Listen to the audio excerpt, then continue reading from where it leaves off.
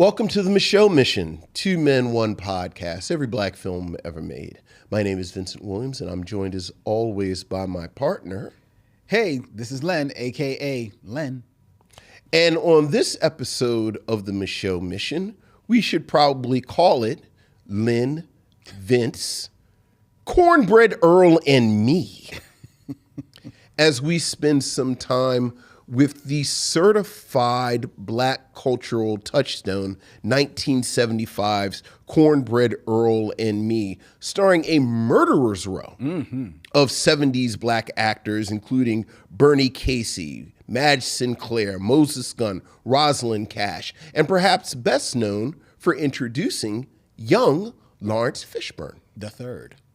But before we get into that, Lynn, how you doing this evening? I'm doing great. Vincent, how are you? I'm all right. You know, again, it's the hawk is out. Oh, yes. The hawk, it seems like early too. Well, I guess so, yeah, because it's still early. Right. Like this feels like late January hawk. That's true. That is true. But look, I'm ready. Hey, look. I guess they wanted me to turn on the heat. I was trying to get it to 2026 before turning on the heat. Right. And no, didn't make it. Okay. Didn't make it. But shout out to each and every one of you out there who are watching us as we stream live to YouTube from Young Junk, Philadelphia's premier video podcast, Palace.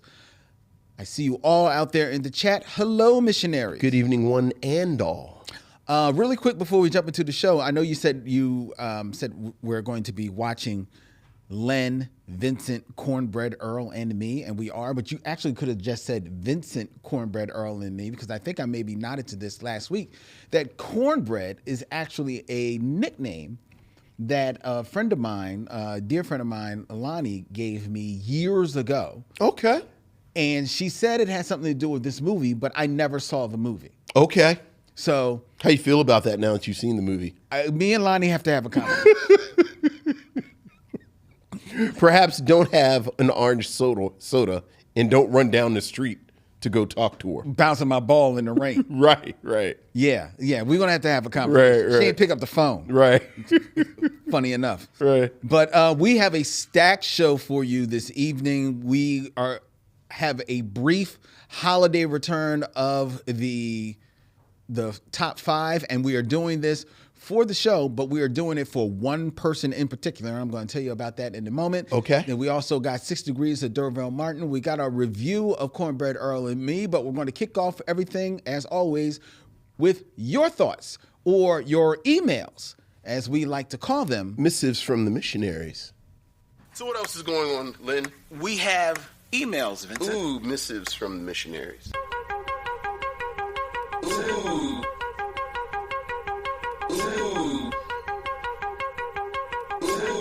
Missives from the missionaries.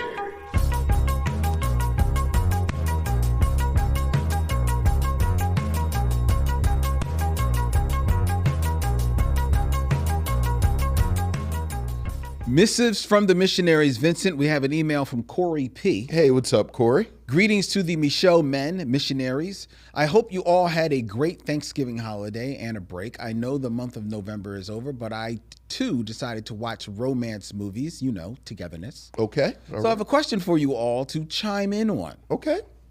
Is Sanaa Lathan the queen of black rom-coms of the late 90s to mid-2000s? Do you think there is a black rom-com queen of that time period? Maybe someone else besides Sanaa Lathan. The only other contender that Corey could come up with was perhaps Queen Latifah, or certifiably the queen of black rom-coms of the mid to late 80s, Nia Long. Yeah. Can't wait to hear what you all think, Corey. Yeah, I think she hits it. I mean, if it's not Sanaa Lathan, which I think you can make a great case for Sanaa Lathan, certainly it's Nia Long. Yeah, I think Nia Long didn't really give up her crown at that time.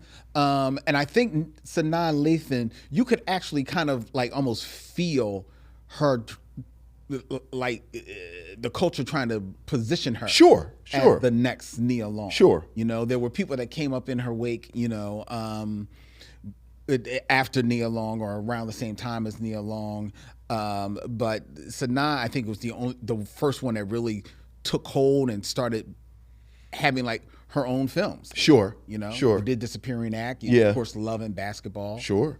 So, and then you've got both of them in The Best Man. Well, I was about to say, like, I actually love the subtext of The Best Man, where you have someone like Monica Calhoun who had been working and never quite.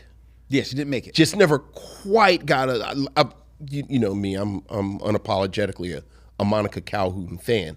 But she kind of gets sidelined almost immediately in The Best Man. Yeah. You can see Nia Long is right in the middle. As you said, Sanaa Lathan is nipping at her heels. And then lo and behold, you have this wild card with Regina Hall. Yes, right. Which, is, such a gift when they reprised the series later on, that they had Regina Hall. Like, who knew I had Regina Hall? I know, because she basically just comes a walk-in at the end of the film. Yeah. In the first one. Yeah. The other person that probably is nipping at Nia Long's heels a little bit around that time is Vivica Fox. And it's funny, I actually just saw, just this weekend, there is, in limited time in the theaters, the full Kill Bill. Yes, Like yes, the yes. whole thing. So I went to the theaters, sold out. I'm sure. It was packed. Yeah. Packed. And it was great to see it. Sure. I loved it.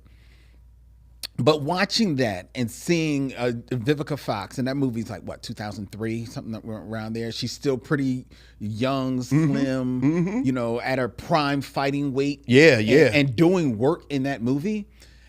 And knowing the films that she did some rom-coms, she did she showed up in Batman, but she was trying to do other stuff. Right. Kind of stepped out of that space. Right. Yeah.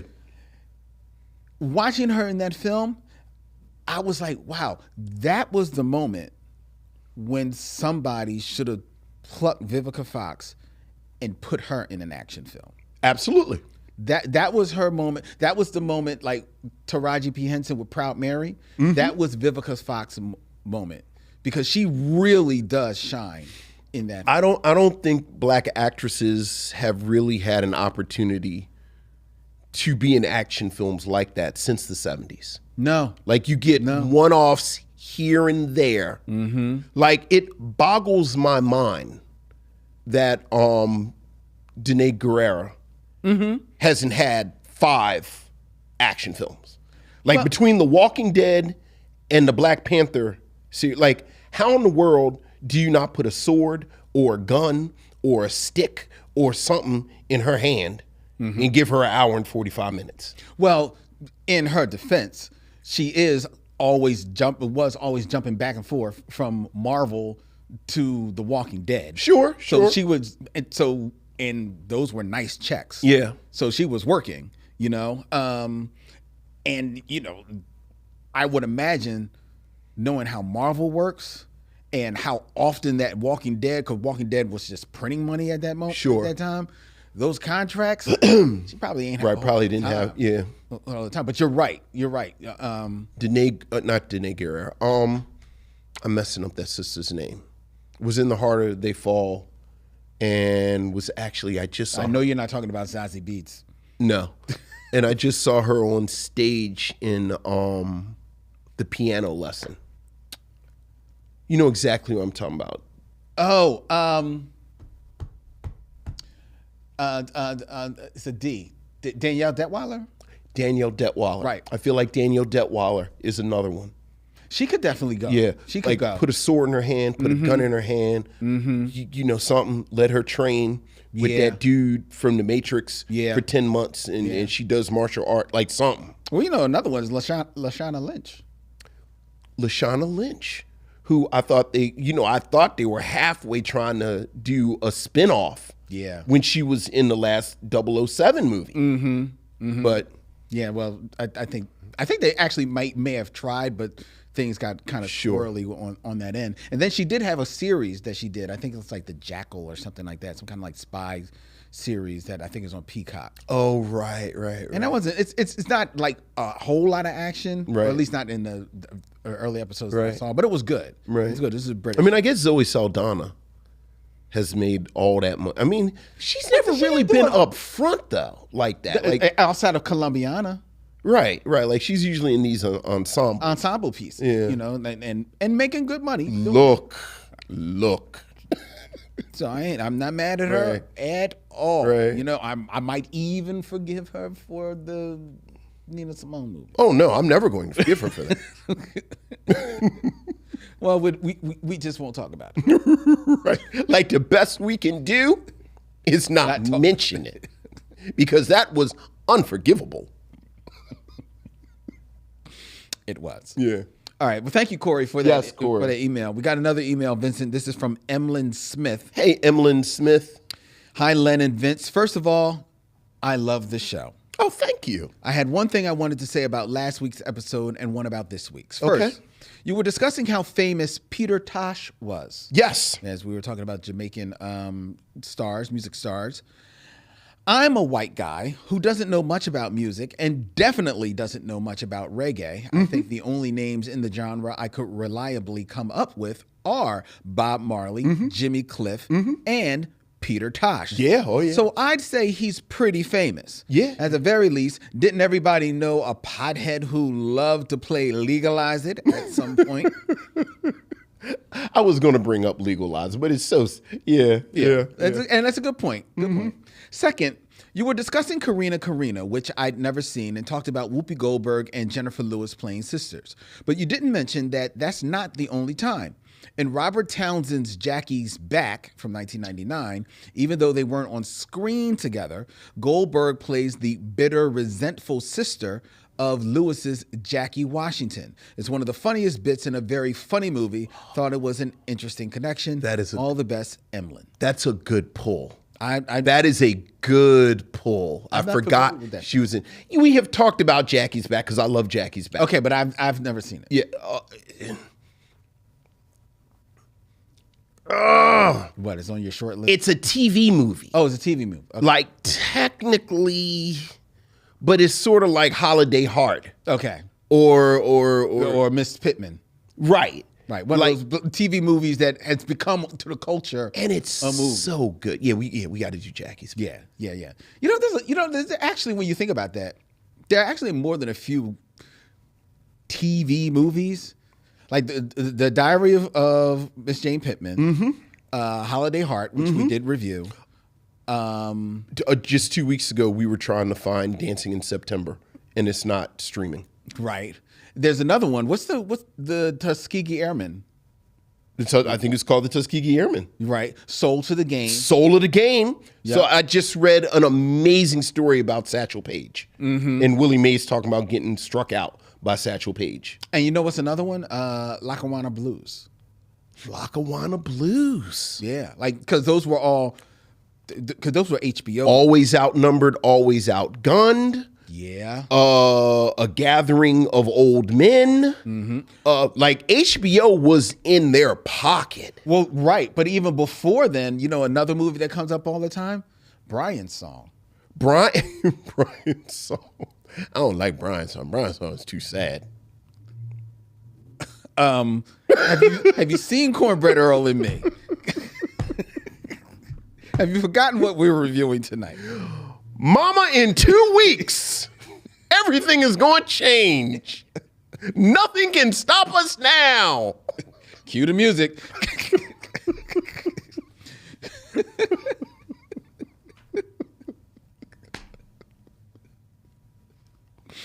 All right, we got one more email.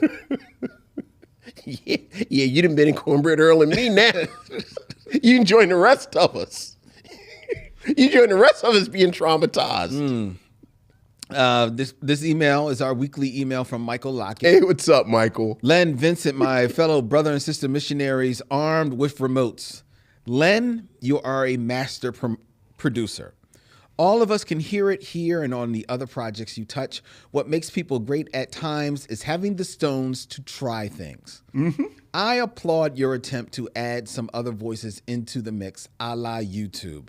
That said, paraphrasing Vince, this is some bullshit. The YouTube brothers and their anonymity shield gave them keyboard courage. That type of quote unquote talk really drags the conversation down. They not like us. They not like us. Okay. All right. But every once in a while, you gotta. So I'll Venmo you. We talked about I'll Venmo you your $20. So you did what you was supposed to. Michael continues. I thought I had seen last week's flick, Karina. I quickly found out this movie passed me by. As I got into it, there were a lot of "damn, this is good" muttered under my breath. Whoopi was outstanding, yes, she as was Tina, and yes, Len, Ray Liotta too. Yeah. I could not suspend my disbelief that this would have happened in the 1950s. Mm-hmm. That said, I really like this. Whoopi got to be a fully formed woman, and it was about damn time. I knew the way back was dropping me off in The Good Place, funny show if you want to laugh, because I looked at what came after Posse, the moving love story for the ages known affectionately as Django Unchained. This film is outstanding. I go back and forth on Quentin Tarantino. His talent is undeniable. His ick factor is right there too. Mm-hmm. He seems like a guy who waited his whole teen and 20s to be able to say nigger and worship women's feet. No kink shaming. Yeah. Jamie Foxx, Christoph Waltz, Kerry Washington, and Leo DiCaprio were all wonderful in their roles, and the stories within the love story were chef's kiss. Mr. Sam Jackson stole the show, though. There is a fair-sized list of black people I say I can't rock with them. In my head, I always think they'll find their way back once the white people tell them who and what they see them as. I don't hate any black people, but if Steven was a real person, woo, Lord, somebody hold me back. Yeah. Django Unchained, Jackie Brown, and Pulp Fiction are the only three Tarantino films I will stop and watch if they are on. Quick question. Is Steven in the top 5 black villains of all time in film, theater, or fiction? All the best, Michael Lockett. Well, first of all, I just want to go back to his short list of Tarantino films. Having gone to the theaters to see Kill Bill again, and I'm glad that I waited to go to the theaters, because while I saw both of them maybe once or twice before, I haven't returned to those films, because I always said, well, next time I want to see them, I'm going to watch them all together. Sure. I watched them all together. I enjoyed it. I probably don't need to see the film again for another few years. I'm actually shocked that you like Kill Bill. I think it is so self-indulgent. It is. And so bloated. You're right. It is. I think the reason why I like it is I like Uma Thurman. Mm-hmm. I've always been a fan of Uma Thurman, and I think she is good in the movie. I think Daryl Hannah is actually having fun in this movie. Mm-hmm. I think Vivica Fox is having fun in this movie. Mm-hmm. Now, mind you, once you get through Lucy Liu is great. Lucy Liu having fun. Once you get past Daryl Hannah, which is like the first middle part of the second film, I'm really done. Like, I could do without the whole Bill thing at the end, but that's why I do like it. But is it any way near my favorite? No. And like I said, I won't return to it at all. Both of them together, how many hours are they? Well, it's 281 minutes. Okay, break that down to hours. I'm not mathy. I think it's close to, that's 6 hours? It's a little over 6 hours. It's not 6 hours, because 6 times 6 would be 360. So you said it's 280? So it's 5 something. We were in there. The movie started it was supposed to start at 2. It started at 2:40, and we were out of there about just before 7. I think there's a really strong 3-hour cut. 2.5, 3-hour cut. Oh, certainly. I think some of the fight scenes could have been cut. Definitely. I think some of the aura farming could have been cut. I think the time that you spent trying to convince me that David Carradine has any type of charisma or personality or anything. Yeah. You know, you could have got rid of that and then just cast like somebody else. I think that was him. No, I understand why. Right. But cast somebody else.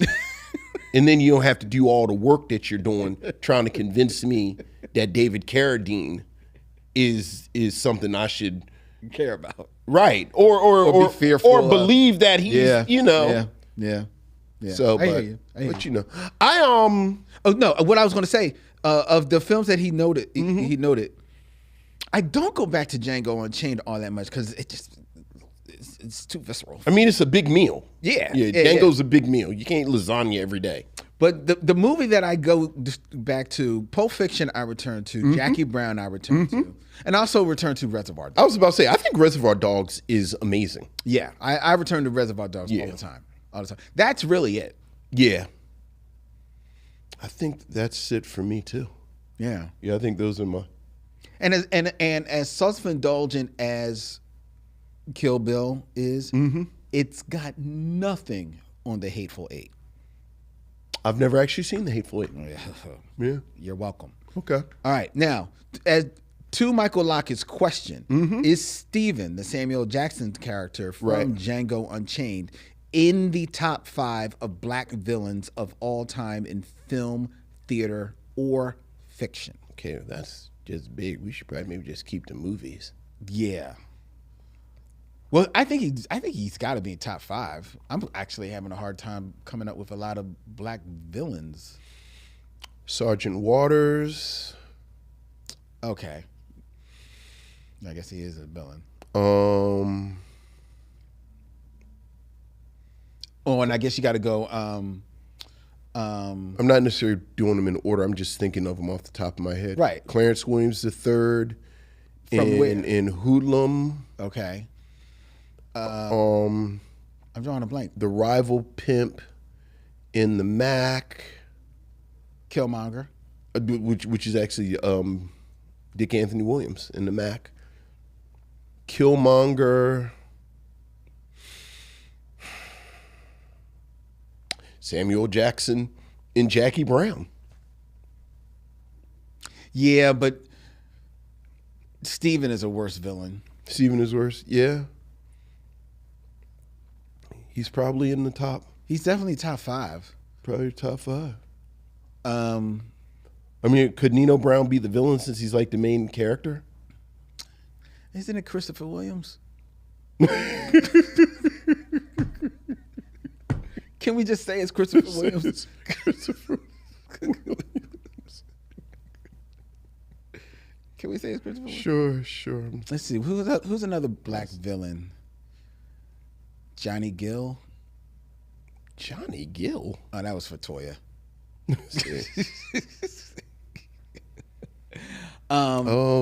think that's my brother, Satin.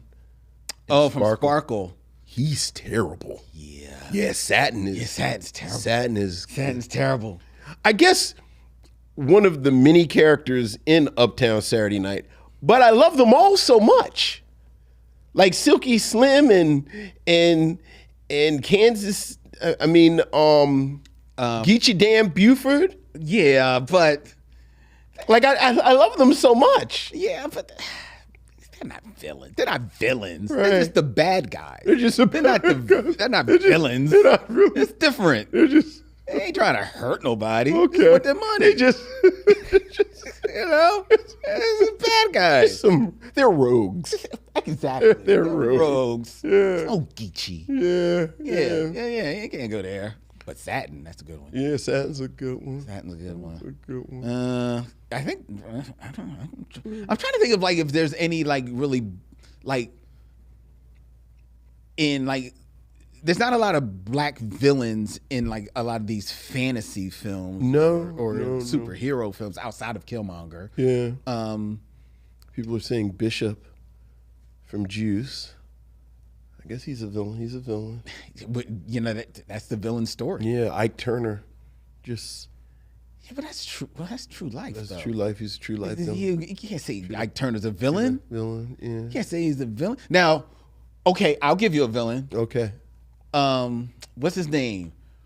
Red from the Five Heartbeats. Red from the Five Heartbeats. That's a villain. Red from the Five Heartbeats. We all know when his office hours are. I know one thing.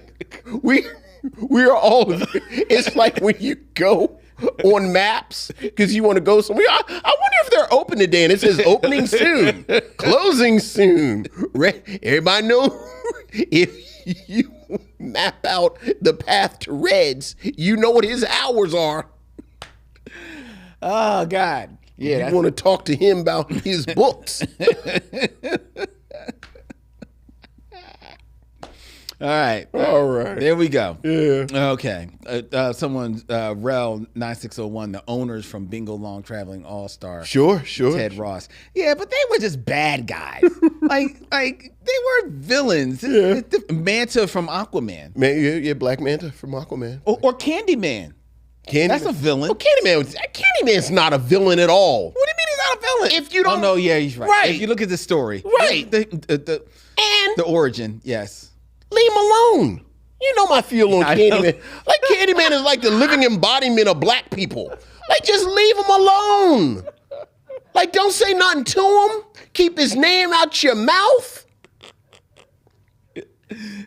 It's whole parts of the cast in Candyman that don't have any problem at all. That's true. Like you cut to them, they sitting in the Jack in the Box enjoying a cheeseburger and curly fries and strawberry shake, and you know they bust their own table, then they go home, watch a rerun of Too Close for Comfort, and then go to bed. That's true. You're right. You're absolutely right. He ain't bothering nobody. Don't bother nobody. You don't mess with me. Right. He got his jacket in his beads. Sitting over there minding his business. Sharpening up his hook. Hey, whole busybody white woman come down there making a whole bunch of noise. Now he the bad guy. You know what? That's racism. How he the bad guy? Okay. So, you're right. Yeah, I said you're right. All right. You're right. Okay. All right. He's actually the number one superhero. Candyman. God damn it. All right. Well, thank you for your emails. If you want to have your thoughts read here alive, please send us your emails to micheauxmission@gmail.com. That's micheauxmission@gmail.com. And now we're going to keep this train moving, and we're moving into the top 5. I don't even think we have music for this, which is fine. This top 5, Vincent. Yes. Just sit there, enjoy this, comment if you want. Okay. But this is for all of you. If you are lucky enough to be one of our patrons on Patreon, $5, then you have checked out the latest episode of Len's Secret Movie Podcast with Ariel, where we reviewed from 2005 the Christmas film The Family Stone. Are you aware of this movie? I'm not. I've never heard of this. It's a movie that stars Craig T. Nelson, Diane Keaton, Sarah Jessica Parker, Dermot Mulroney, Luke Wilson, Rachel McAdams, Brian J. White. Yes, he's the lone black man that's in this film. Who's he play? He actually plays the husband of the gay son in this huge family that is returning home to New Hampshire for Christmas. Okay, so they get like the 2-for-1. They get the gay character and the black character. Yes. Okay. Yes. In this very, and you could tell by the names, stuffed film. Yeah. Right? But it's a typical holiday Sure. Everybody Christmas home from the film. holidays. Come home. There's some shenanigans Sure. going on. There's always like a bit of tragedy. Yeah, of course. It's a film that I was not aware of either. Okay. But is a film that Ariel watches every year. When Ariel's jams. Her and her sister, they sit down and watch it. They Okay. love this film. From what I understand, it is a treasured film. Sure. Our review is out there on Patreon. Okay. And so you can hear our thoughts on it. Okay. I will give you a hint on my feelings about this film. You didn't like it. Let's just say the A word was mentioned in my review. What is the A word? Acrimony. Did you like this less than acrimony? You'll have to listen to the review. Wow. You have to listen to the review to Now I want to watch the movie. to see where I stand with that. However, because Ariel made me watch this film, Okay. this top 5 is for you, Ariel. All right. These are, as I promised you, the top 5 Christmas movies, Okay. family movies, Christmas family movies. that are better than The Family Stone. Okay. And we're going in order. We're going from 1 to 5. Okay. All right? So from number 1, we have a film that we have reviewed, Okay. Almost Christmas. Wow. And Almost Christmas is pretty mediocre. Exactly. Wow. Exactly. Almost Christmas, the film that starred Kimberly Elise, Monique, Nicole Ari Parker, Gabrielle Union, Carrie Hilson, Jesse Usher, Omar Epps, John Michael Higgins, Romani Malco, and of course, Danny Glover. And it basically is kind of like the similar plot.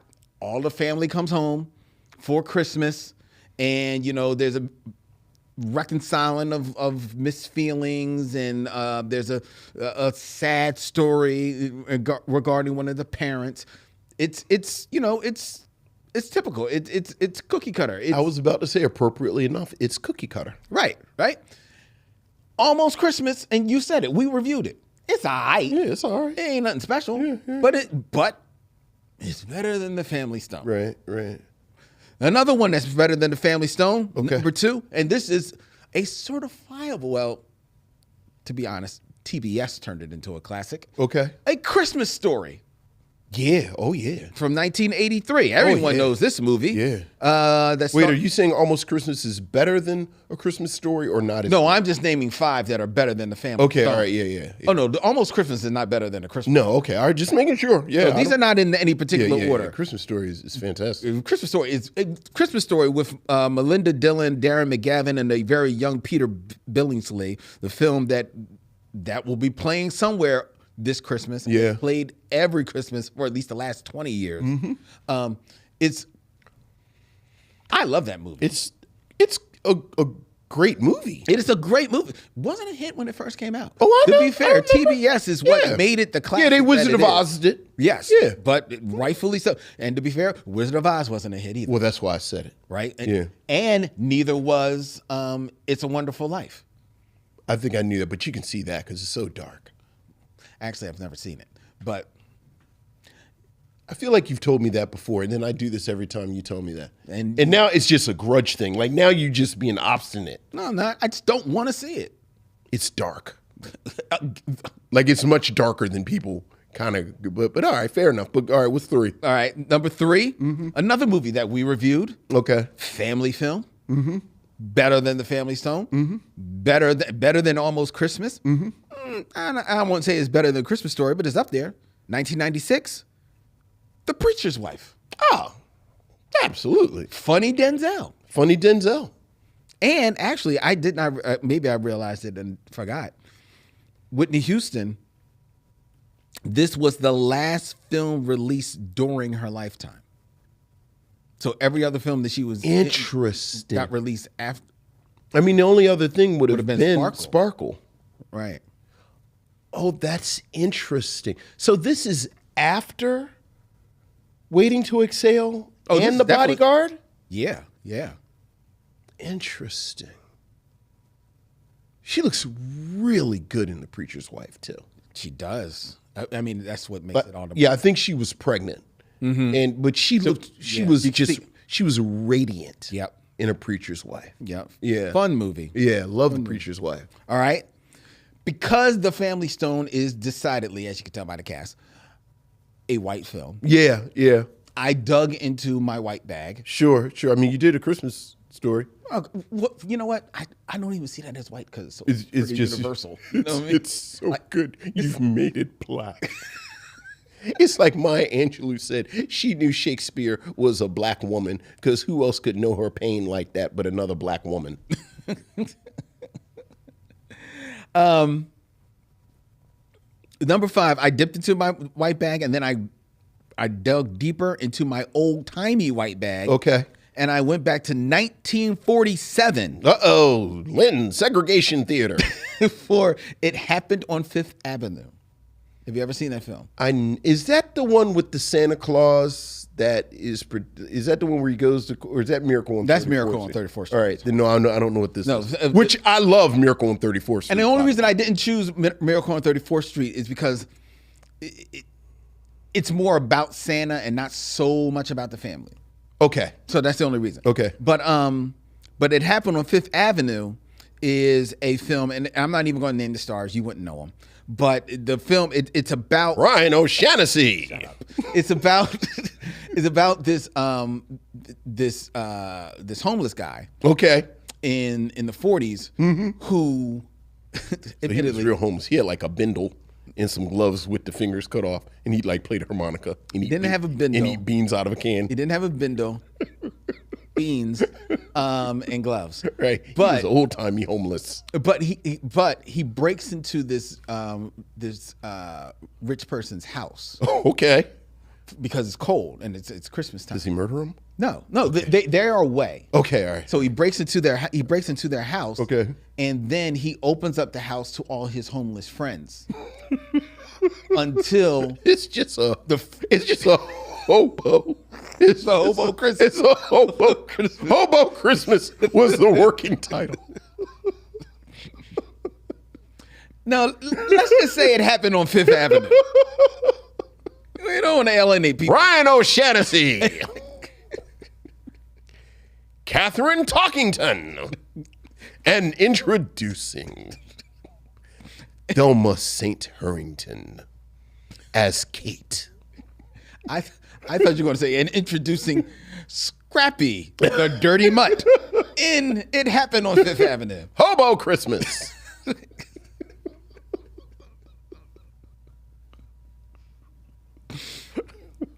Anyway, the family comes home. Yes. And hilarity ensues. So not they call the police immediately. No, you can't call the police. On this vagabond army. It's Christmas. It's Christmas. It's not a bad movie. It sounds horrifying and terrifying. And now I don't want to leave my house. It's not a bad movie. Okay. I think Randy Jackson showed it. All right. That's Hobo Christmas. Negroes can see it on Sunday afternoon.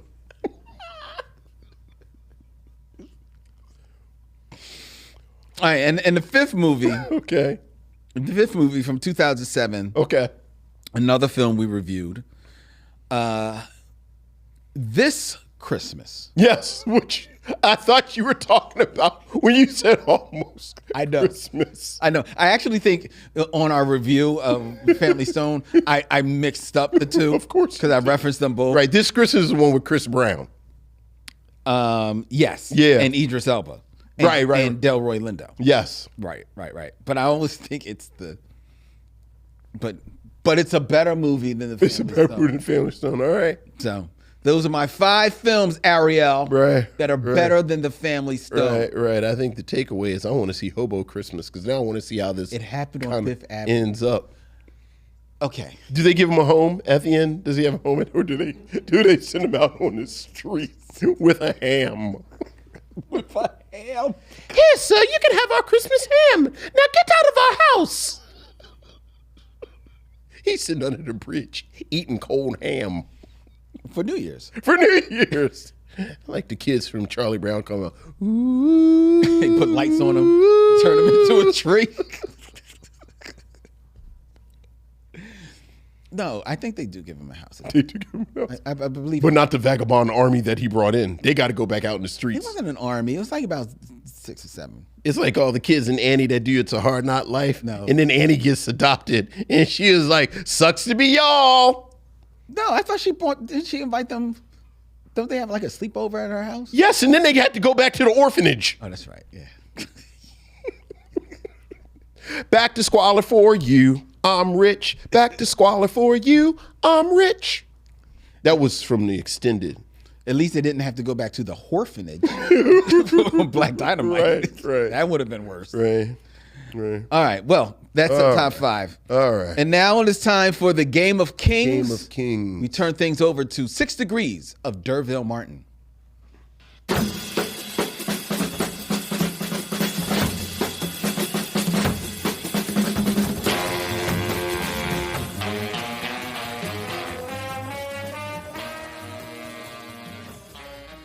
6 Degrees of D'Urville Martin, where I give Vincent 2 actors, and he has 6 films or less to connect them to D'Urville Martin, a man who all by himself is better than the Family Stone. Sure. He's right. the real meaning of Christmas, Charlie Brown. All right, Vincent, we're going to keep this in theme. Okay. We are reviewing Cornbread, Earl, and Me We tonight, which stars Laurence Fishburne III. The third, he is credited in his film debut. He would, not long after, start to billing himself as Larry Fishburne. Yes. But then he would revert back. Then you go back to Laurence Fishburne. Laurence Fishburne. Yeah. So, keeping kind of in theme, Okay. I have 2 actors who have changed their name for Hollywood. Okay? So starting with number 1, this actor, when he began acting, he thought that his foreign-sounding name of Krishna Pandit Banhi might hurt his career. Yeah, I can see that. So he combined his father's nickname with his father's nickname to come up with Ben Kingsley. Ah, Ben Kingsley. The great Ben Kingsley. Oh, that's funny. So I feel like we've done Ben Kingsley before, and I know how to get to him. Well, let's see if I can be cute. I should have said no Marvel movies. Then I'd have been okay. Okay. Because D'Urville Martin is in The Final Come Down with Billy D. Williams. Mm-hmm. Billy D. Williams is in Scott Joplin, The Scourge of Syphilis with Margaret Avery. Margaret Avery is in The Color Purple with, I believe he was still being billed as Larry Fishburne. Larry Fishburne, now billed as Laurence Fishburne, was in wait, I may have gone too far. Because if I do Laurence Fishburne, and then I do... No, that's right. With Laurence Fishburne. I'm on Laurence Fishburne, right? Mm-hmm. Laurence Fishburne is in John Wick with Ian, your boy, from the Cowboy show that you always keep getting me. Oh, Ian McShane. Ian McShane, and then Ian McShane is in Sexy Beast. Ah, with Ben Kingsley. With Ben Kingsley. Very good. No.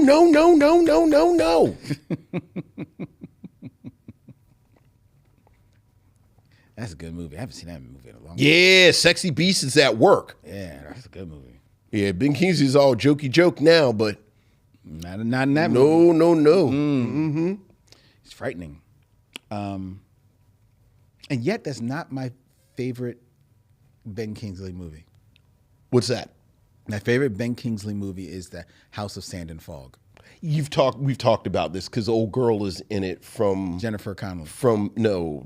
Oh, the girlfriend from From the the space show. Yeah, the Expanse. Yeah. The Expanse. Yeah. Yeah. Love that movie. Yeah. Love that movie. Yeah. All right. Very good, Vincent. All right. Next, in 6 films or less, connect D'Urville Martin. This one should be easy for you. This man shortened his name before he made it big. Okay. So he is not known as William John Neeson. He is Liam Neeson. Liam Neeson.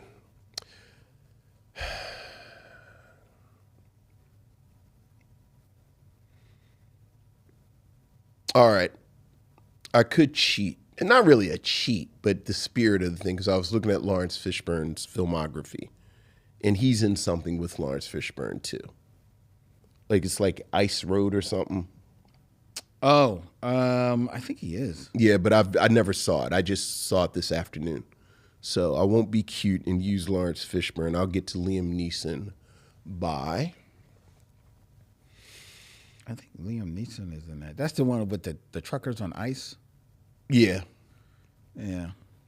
So this, how do I want to get to Liam Neeson?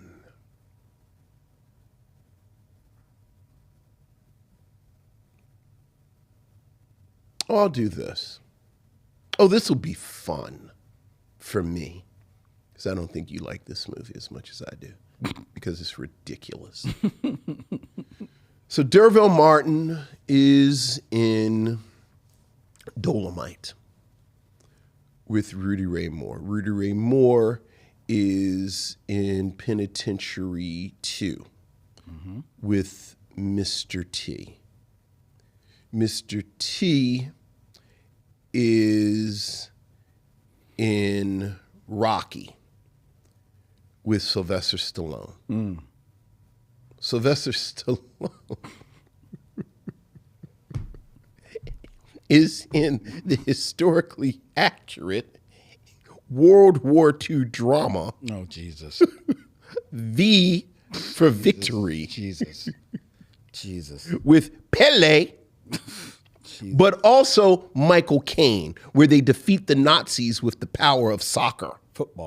Football.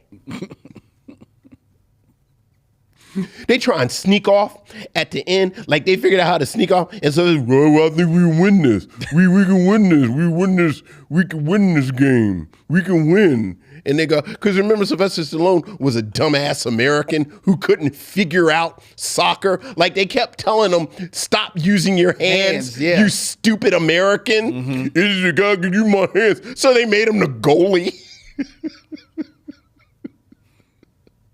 How much? We can win. We don't have to escape from the Nazis. We can beat them in soccer.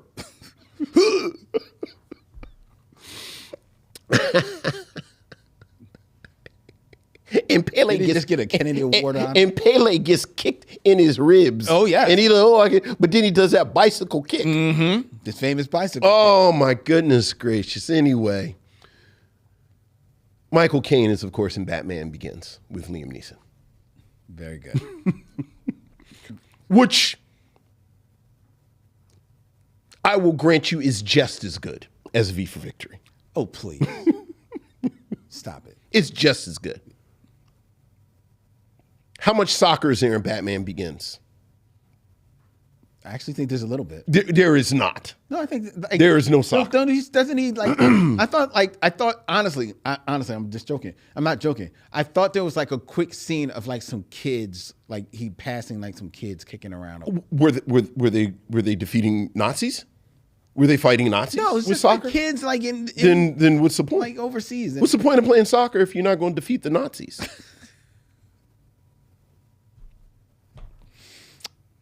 Anyway. Sylvester Stallone could not stop touching the ball with his hands.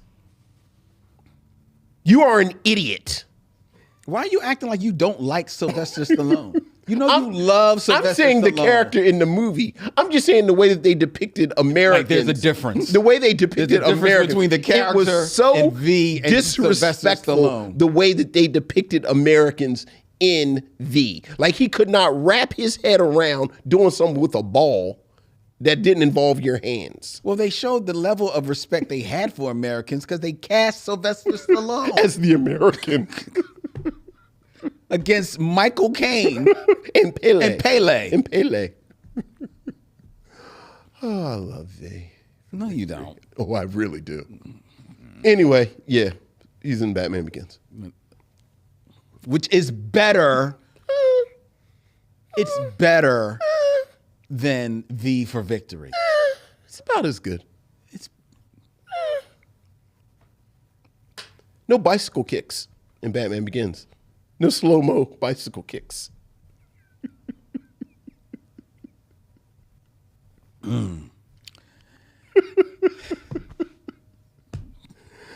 Oh, boy. Where were we? Okay. We're about to talk about Cornbread Earl and me. Yes. The laughter is. Get your laughter out now. We don't talk about the sequel that much. Earl and me. Just Earl. Oh, Earl just sitting in his room. It's just Earl. All right. For our review of Cornbread Earl and Me. Cornbread Earl and Me, a 1975 drama, is about high school basketball star Nathaniel Cornbread Hamilton, who is the pride of his urban neighborhood and appears destined for big things on the court and in the classroom.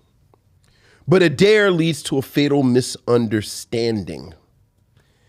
And as police officers try to protect one of their own, members of the oppressed African-American community do what they must in order to find justice.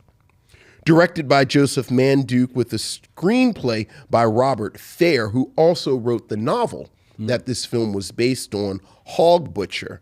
This is a film that stars Bernie Casey, Madge Sinclair, Moses Gunn, Rosalind Cash, Thalmus Russella, with appearances by Antonio Vargas, Bill Henderson, Charles Lampkin, and Jamal Wilkes as Cornbread.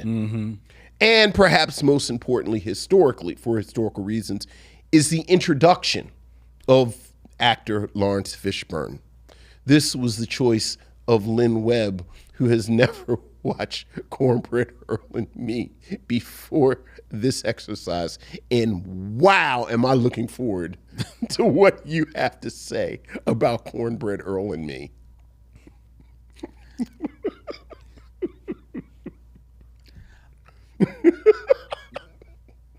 I thought I was choosing a film.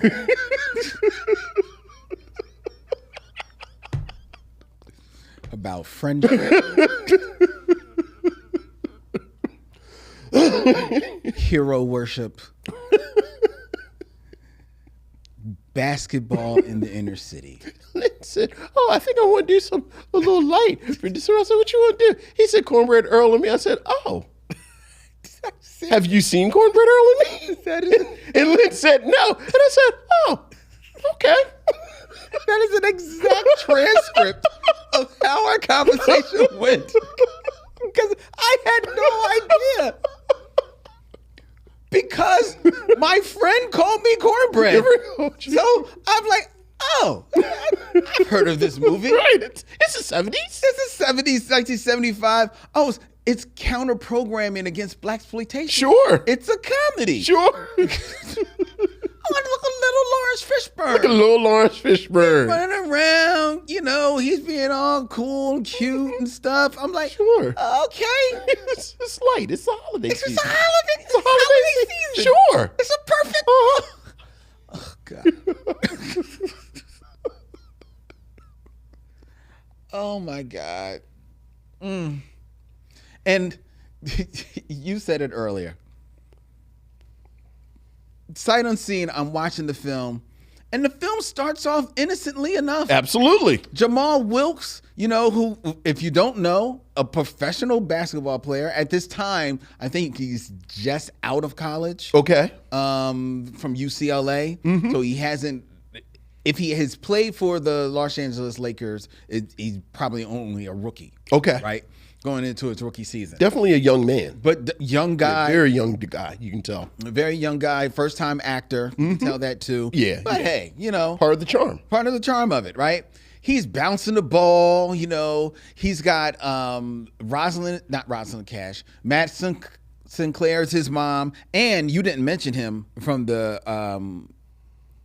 cast. Stack Pierce, yes, plays his father. Yes, and Stack Pierce is a guy who shows up in a lot of '70s films. Yes, and an actor who I don't think gets his due. Got lost. He gets lost in the shuffle. It was real Moses crowded. Gunn, Thomas Rasala, right? Even in this film, right. Yeah, exactly. Yeah, even in this film, even though I think he is one of the standouts in this film. Yeah, oh yeah. But they have a fun little, interplay in the first time in the morning, going to play basketball. He goes play basketball, and then you're introduced to Laurence Fishburne. He's arguing with his friend. They're joking about, he's the greatest basketball player in the world. You got the Blackbirds singing about cornbread. Yes. That earworm of a theme song that I can't do for copyright reasons right now, but trust me, it gets stuck in you. The music of the movie with Donald Byrd. Look, man. I mean, like everything. And Donald Byrd, this is one of the first times, I shouldn't say first times, but one of the few times that I'm watching a black film and the soundtrack is, to me, in perfect harmony with the pictures. Like it is adding to the storytelling. It is not distracting at all, right? The only thing distracting about it is that it's beautiful. Yeah. Right? It's absolutely gorgeous. And everything is light. They go to the corner store. He's getting copious amounts of orange pop. All day. Antonio Vargas shows up as One Eye. One Eye, the community hustler. And I don't have this on authority, but I'm willing to bet Antonio Vargas wore his own wardrobe. Sure. Sure. Because that man, I don't think I've ever not seen him look like a Mac. Yeah. Like everything he does is Mac, and he wears it well. I'll say lays on him. Yeah. Man, in this movie, he has a pinstripe suit and a matching pinstriped eye patch. Yes. And he is pimp. Right. Because his name is One Eye because he actually has one eye. Right. And he's not a pimp. He's a numbers. Runs numbers.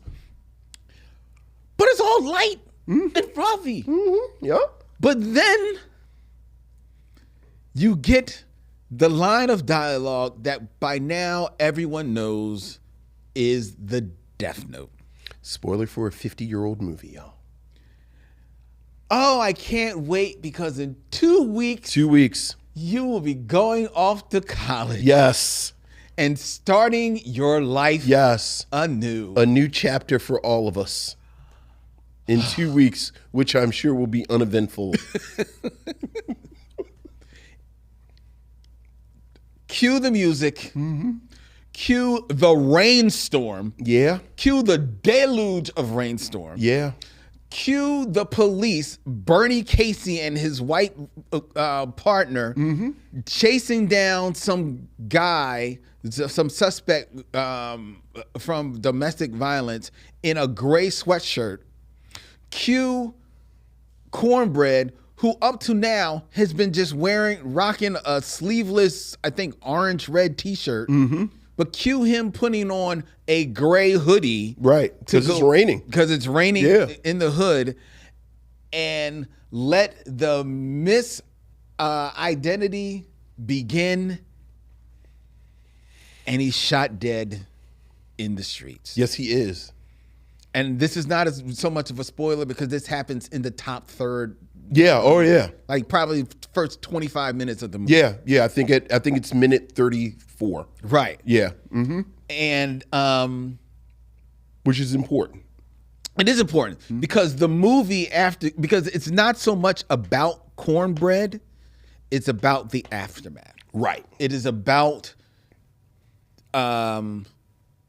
Will Willard, right? That's his name, Willard, the Laurence Fishburne. Right. Willard. His best friend Earl, and the pressure that the police, or AKA the man, put on him and this neighborhood to damp down this wrongful shooting, Right. and not to say anything Right. about this wrongful shooting when it comes up in court. And they got all the triggers. Rosalind Cash is on welfare. Rosalind Cash plays Laurence Fishburne's mother. She's on welfare because of some heart condition, and they threatened to out her and get her kicked off of welfare. The local store owner, played by, what was that, Larry Charles Lampkin. Charles Lampkin. Yeah, Charles great Lampkin. Charles Lampkin. Plays Fred Jenkins, the store owner.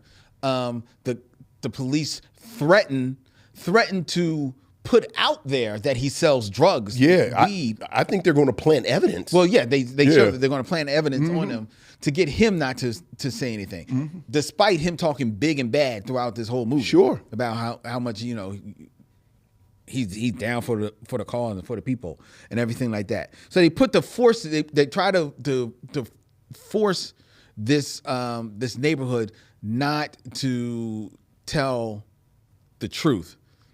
But Laurence Fishburne, Willard, defies all of that.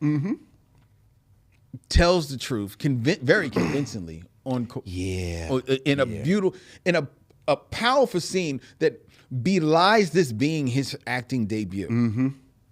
And definitely a harbinger of the legend that he is to become. But he tells the truth, and justice more or less plays out. Sure. In this film. And it's a downer of a film, yet you do feel some vindication. You feel a little bit of vindication at the end. His friend, his younger friend Earl, gives into the pressure, but he's forgiving of him because he understands what is happening. Plus, he's like 9. He's 9 years old. Yeah. Right. But for so much of this film, because you mentioned the murderer's row, Moses Gunn, Rosalind Cash, Madge Sinclair, Thomas Rasala, I had said Stack Pierce, and they all wear their roles expertly in this movie, right? I would argue that Moses Gunn is probably acting against type at this time. Yeah. Because he's not the tough guy. He's the lawyer. He's the good guy in this film, right? Thomas Rasala is a good guy. Oh, the beautiful thing I think about this is the depiction of black men in this movie. Absolutely. Not all of them, but a lot of these black men. Yeah, are they doing some things? Are they maybe some skating on the other side of the law to a degree, like One Eye? Sure. But for the most part, they just doing what they got to do to get by. Doing the best they can. They doing the best they can. The best they can. Right? And even Thomas Rasala, you see him have a bit of a blow up at his relationship with Rosalind Cash. But the blow up is about wanting more for the relationship. It's not because he wants less. He wants more. Right. Oh, yeah. And she's being, understandably maybe a little, defiant about it. But he's like, yo, is we doing this or are we not? Right. They obviously, I'm with you. I only want to be with you. They have a beautiful relationship. Is you is. Or is you ain't. Or is you ain't my baby. Exactly. Yeah. You're asking that. But for so much of this film to rest on the shoulders of Laurence Fishburne and to see this young actor, who definitely is still a young actor. You can still feel him trying to feel some things out. Sure. But to see him carry that weight so expertly in this film, so beautifully in this film, it is actually a tour de force to watch that, right? I was amazed watching this film. Is it a downer when Cornbread gets shot? Yes. it's a downer because it happens, and it's also a downer. Shout out to the director of the film, who is oops, I thought I had it here. My bad. No. Mm-mm. Oh, who's? Wow, I don't have the director. It's I just had it up. I don't believe I missed that part here. That would be Joseph Manduke. Joseph Manduke. Yeah. Right. Who doesn't have a large filmography at all. No, he doesn't. But the scene that is in the rain, the shooting of Cornbread, that's a masterclass in tension. Yeah. In marriage with the music. Right. The sound design. And when you're saying the scene, you mean that entire that whole sequence. It's a whole like sequence. that entire sequence it's a good 10 minutes. Remarkable. It's remarkable. Yeah. It's remarkable cinema in this movie. It's breathtaking. You get caught up in it. Mm-hmm. I can only imagine being in the theaters watching this in 1975. Or 8. And watching on TV. That too. Yeah. That too. It's just amazing. The shame of it is that this film, because it comes out in 1975, gets wrapped up in the blaxploitation whole thing. 100%. It gets branded that. Yeah. And it is not. It's not even counter programming to that. This is 100%, despite some funny parts, this is a drama. Mm-hmm. And this is a heartfelt, expertly done, thoughtful drama that has something to say, because police killing black people didn't start in the 21st century. Right. It had been going on for a long time. And in 1975, this wasn't the first film about it. Right. It wasn't the first iteration about it. But I will say that of these 70s films that we have seen that have touched on this, this was certainly the most effective. Yeah. This was the one that seemed to have the most to say about it. This is the one that was probably the most balanced about it. Yeah, oh yeah. Degree. Because the police get their comeuppance at the end, but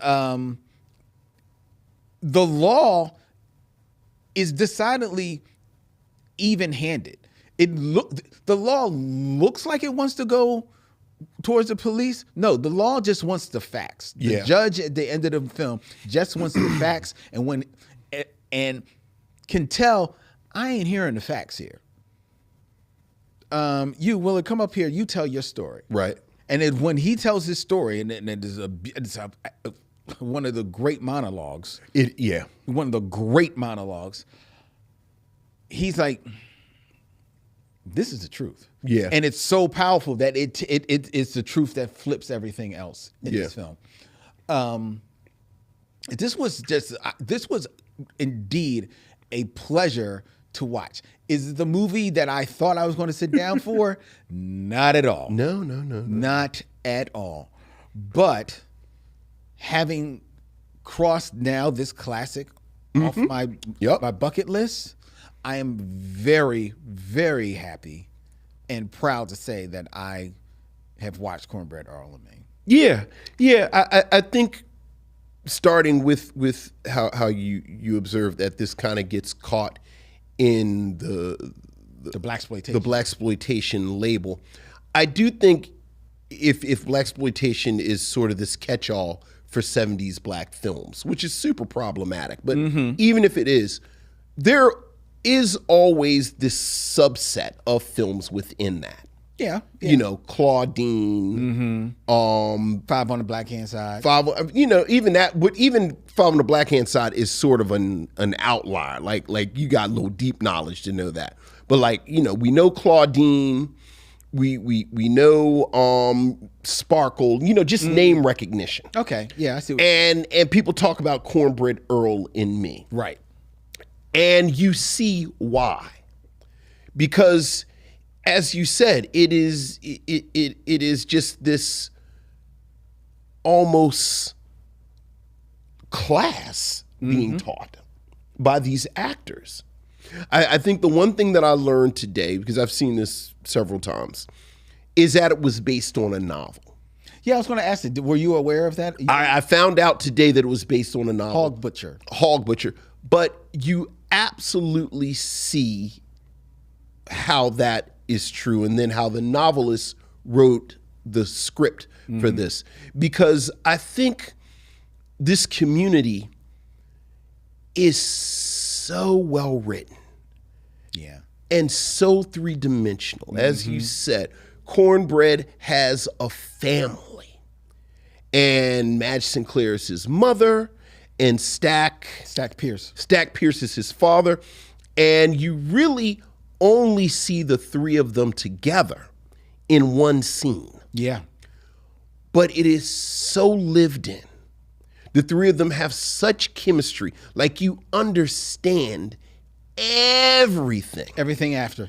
Yep. They live in this house that has been broken up into apartments, as you mentioned. Rosalind Cash is Willard's mother. She's dating Thomas Russola's character. That dynamic is so lived. Like, there's a moment where Thomas Russola is frustrated because he wants to spend time with her, and there's a little interaction between he and Willard. And you understand that dynamic. This corner store, which, as corner stores are part of the community. The store owner's relationship with Cornbread and with all the kids. Yep. You understand all of it. My favorite actual interaction in the entire film, there's a moment after the shooting where Bernie Casey's police character is in the hospital, and Moses Gunn's lawyer comes to talk to him about it, and you realize that the two of them knew each other. Yeah. Their whole relationship is right there. And I think it's important to note how lived in, how fully realized this community is, because it makes it so much more tragic when you have this disruption of Cornbread's death. Yeah. And how that reverberates throughout the community. The story itself, like you said, unfortunately, in the 21st century, it is a story that we have heard all too often. But in 1975, I think it is absolutely radical that this is not a film about the shooting of this boy. This is a film about the cover-up. Yep. Like, this film is a little over an hour and a half long. As you said, Cornbread dies right about the half-hour mark. So you have a whole hour where you see this dynamic of this police department covering for the police officers, trying to get this story right. Let's be clear. This was an accident. Yeah, it was 100%. It was not malicious. Nope. You understand how it happened. Maybe you can argue their trigger had, like, he was running, like neither of the officers' lives were in danger. But again, this is not, this is not the Rampart squad from the 80s in LA. Right. These are two beat cops. Right. And they are chasing someone who had a gun. They were actually chasing someone who had a gun, committed violence. But again, the film is way more concerned with this part. And I thought it did a wonderful job examining that dynamic. And again, for 1975, that's remarkable. Yep. But it really is the performances. It really is the performances. Again, this is, I realized this afternoon, this is my favorite Bernie Casey role. Yeah. Bernie Casey is amazing in this film. He is, because he's fully formed. He is a fully formed character who, as you said, isn't a villain. Nope. But you understand what this job has done to him and how he's got his own crisis of conscience, yes, that he's kind of dealing with. Yes. Madge Sinclair is always a queen. Like, I always thought it was so on the nose that she played the queen in The Lion King and in Coming to America. But that's like Madge Sinclair was always just a queen. Yep. Oh, I just forgot my girl's name. Rosalind Cash. You know I love some Rosalind Cash. You know I love some Rosalind Cash. And this moment of, like, Rosalind Cash has real kind of first 2 seasons of The Cosby Show Felicia Rashad energy, where it's like she's maternal, but she's also sexualized. Yeah. I love the fact that she's on welfare, but it's a little sketchy. Yeah, you know. Like, it's a little sketchy. There's a wonderful scene where a black woman welfare agent comes and they have a conversation, but they're actually having a completely different conversation as they're having the conversation, where the sister is telling her, you on real shaky ground with this. Right. You need to tighten. Like, if you want to keep this thing going, you need to tighten this up. And I'm giving you the heads up, but let's be clear. You ain't gonna mess up my job. That's right. And it's so perfect. That exchange is so perfect. I love that it was a black welfare lady that came in. But as you said, in the midst of all of these performances, and it really is actor by actor by actor. Antonio Vargas ain't never been nobody's great actor. That's true. But he's good in this. He is. Like, you understand this character. Laurence Fishburne, I think, is raw for a lot of the film. Like you understand he's a young actor, he's doing everything. But as you said, I'm just going to repeat what you said. That monologue in the court scene is extraordinary. Is absolutely extraordinary because it is just him. Yep. It is just him telling you something that, as the viewer, you know already. Like, he's telling us what we know, but the way he does it, the way he emotes, the way he carries himself is extraordinary. Yes. And this film is very much a jewel. Like, it's very much a jewel. And yeah, I love Cornbread Earl and Me. Oh, and I'll just tell you, it gets easier. Like, once you know what's going to happen with Cornbread. Yeah. Although, like you said,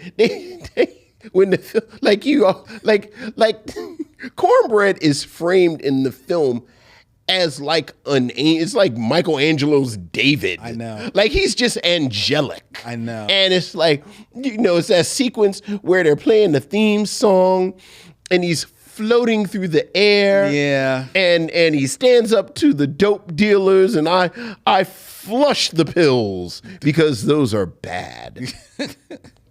And Cornbread, we have such hope for you.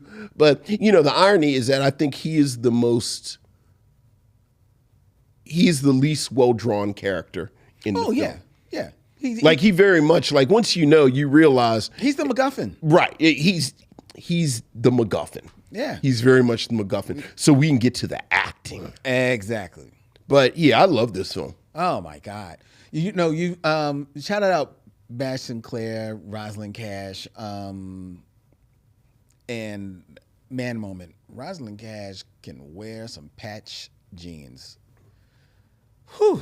Anyway, some high-waisted patch jeans. Ooh.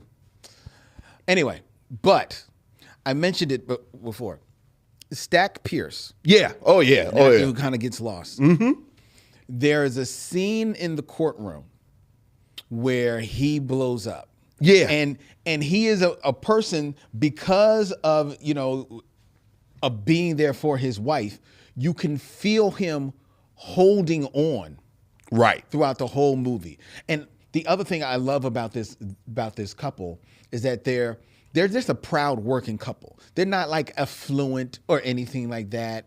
You don't get the sense, like you almost get the sense that Cornbread going to college is going, like, that's what they've been working for Absolutely. You're going to be the one that gets to college, right? You're going to be the one for the family.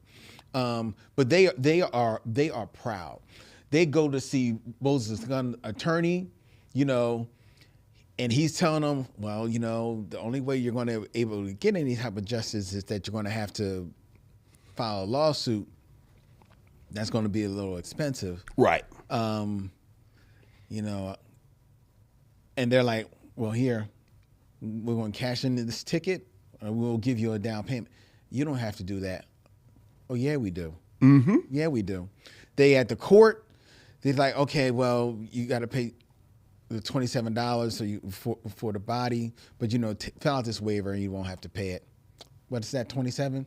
Yeah.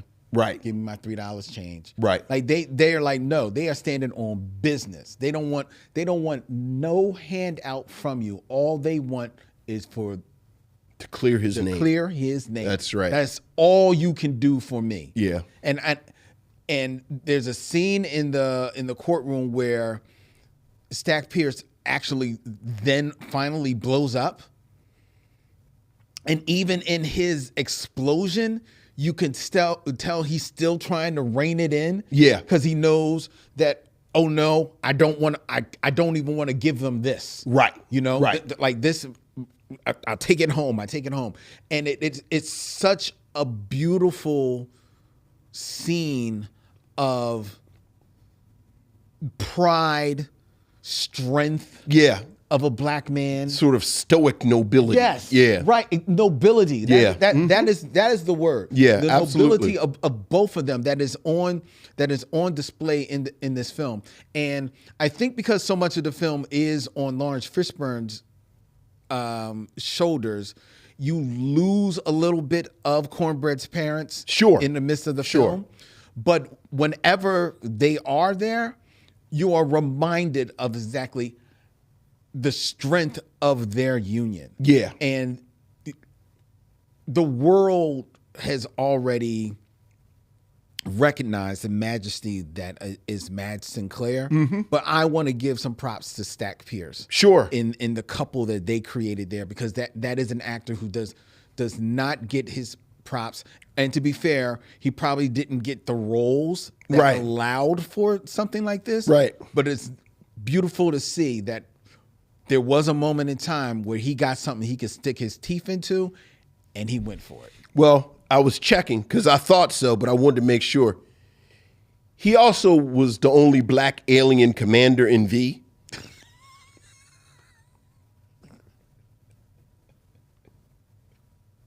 Which, if you look up his wiki, it comes up Pretty early that he played Jake. Because remember, all the aliens only had one name? That's true. That's right. Trying to make us drop their guard because, spoiler, they were lizard people. This probably comes up before Cornbread. He was Jake, the V alien commander.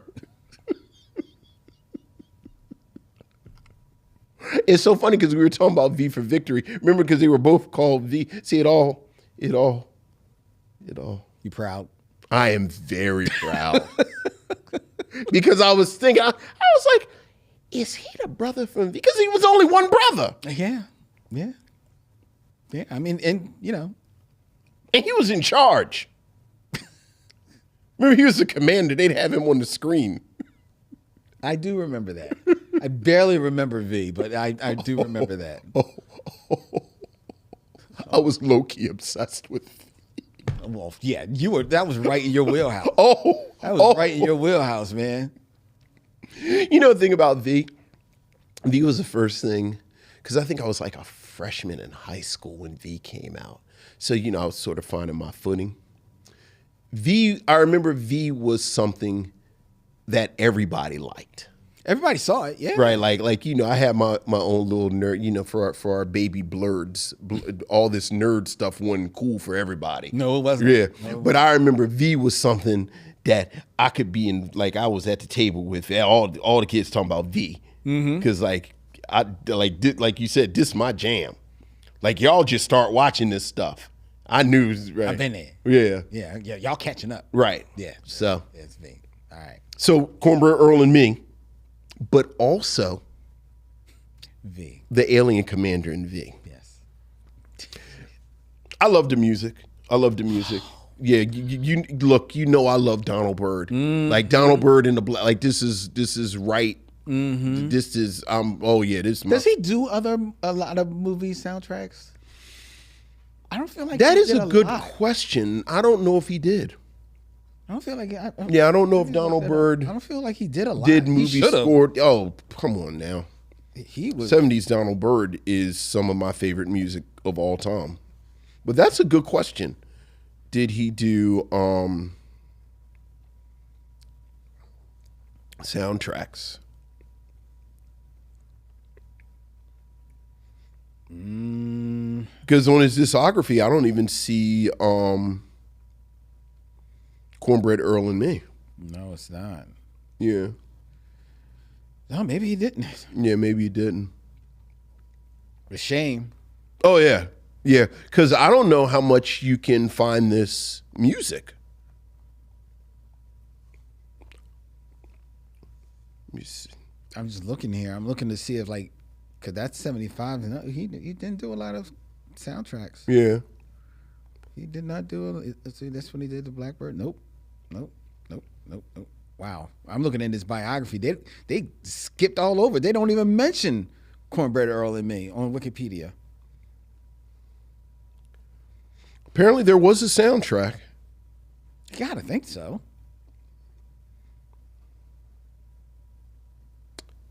Huh. Well, that's something I'll want to look for then. But it's not under, like you said, it's not. It's Right. obviously it's not listed as a Donald Byrd joint, so it's probably just the movie. Right. And Under the movie. And it's right in that moment, because apparently this came out between Street Lady and Stepping into Tomorrow. Yeah. So he's Like this is because he formed the Blackbird Right. like just a few years before. Yeah. So this is right in the Donald Byrd pocket. Yeah, man. So, Whew. but Yes. now that you're one of us, you know, Wendy talks about being traumatized by this. Like Really? like Willard dropping that soda bottle and breaking. Like that's you know. Oh my God. Yeah. Okay. So now that you're one of us, Yes. would you recommend Cornbread, Earl, and Me? Not for Christmas.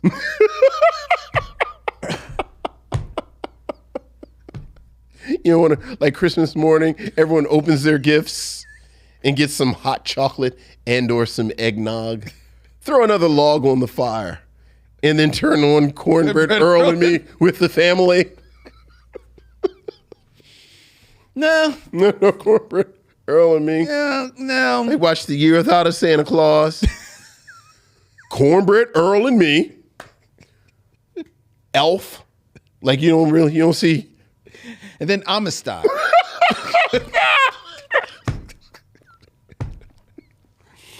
Then bring out the Christmas ham and watch Hotel Rwanda. with a roots chaser. No. So no, not for Christmas. Not for Christmas, yeah. However, I would recommend that if you have not watched Cornbread, Earl, and Me, I would recommend that you watch Cornbread, Earl, and Me. Absolutely. Yeah, it's an amazing film. And it ages Very well. really well. And not just because of the story. Yeah. But because of everything in it. The performances, the pacing, all of it. I think it also ages well. The music we've touched on, but I think another thing that makes this age well is that they smartly don't name the city. Yeah. So it's just because it could happen in any city. Yeah. But not naming the city, it is almost like when I caught on to that, I was like, oh, this is the Hill Street Blues universe. Right. Which fits like right in that pocket. I think the novel is set in Chicago, and the use of the term pop instead of soda, it feels you like know what's in the Midwest. In the Midwest. Yeah. But the city is never right. named. It's never named. But yeah, it ages very well. See Cornbread, Earl, and Me. Yeah. Yeah, absolutely. Yeah. It's a great film. It really is a great film. And there are a few films that I think showcase so many of these actors from this moment, as well as this does. Yeah. Like, even for that. And then you seeing the dawning of this next generation right before your eyes. Yep. Yeah, absolutely. Okay. All right. Well, that is our review of Cornbread, Earl, and Me.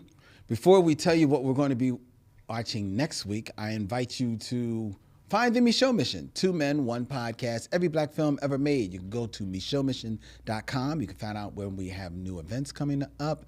You can find our swag. You can find out where you can listen to the Micheaux Mission. You can listen to old episodes of the Micheaux Mission. They're all right there for you.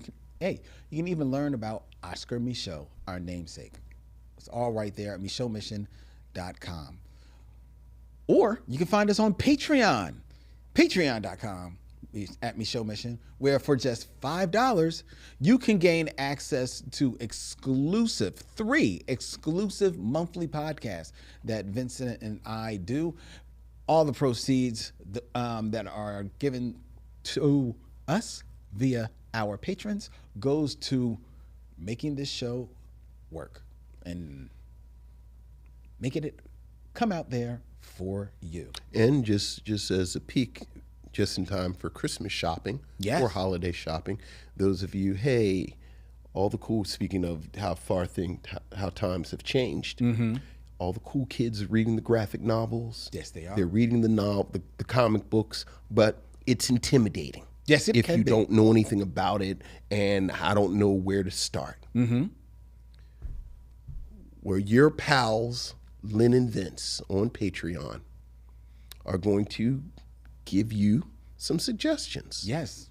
Where to start, and then suggestions for folks who are already graphic novel readers. Right. So you can look for that on the Binge Lounge, as well as Serial Killers. We're going to be recording that this week, so look for that to show up in the feed, our Patreon feed this weekend. 2 new shows with 2 comic book shopping lists for each and every one of you. And as I mentioned, Len's Secret Movie Podcast with Ariel, we just dropped our review of The Family Stone with a huge A. Check that out. Yeah. Check that out.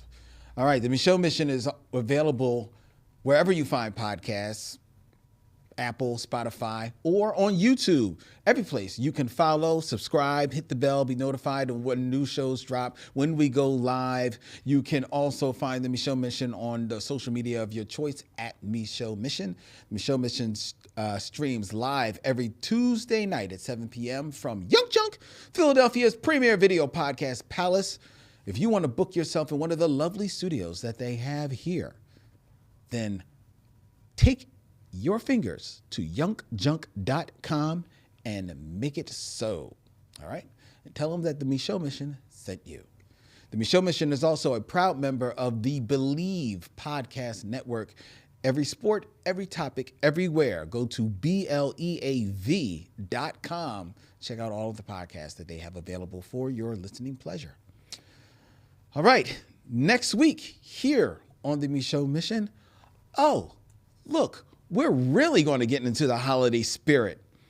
This time, Vincent is getting real jolly for all of us. That's right. As we go back to 1972. That's right. That's right, 1972, missionaries. And we're going to go to Harlem. Yes, we are. Or more specifically, across 110th Street. That's where we'll meet next week here on the Micheaux Mission. Until then, he's Vincent, I'm Len, and in parting, we say, we'll see you when it's time to meet again.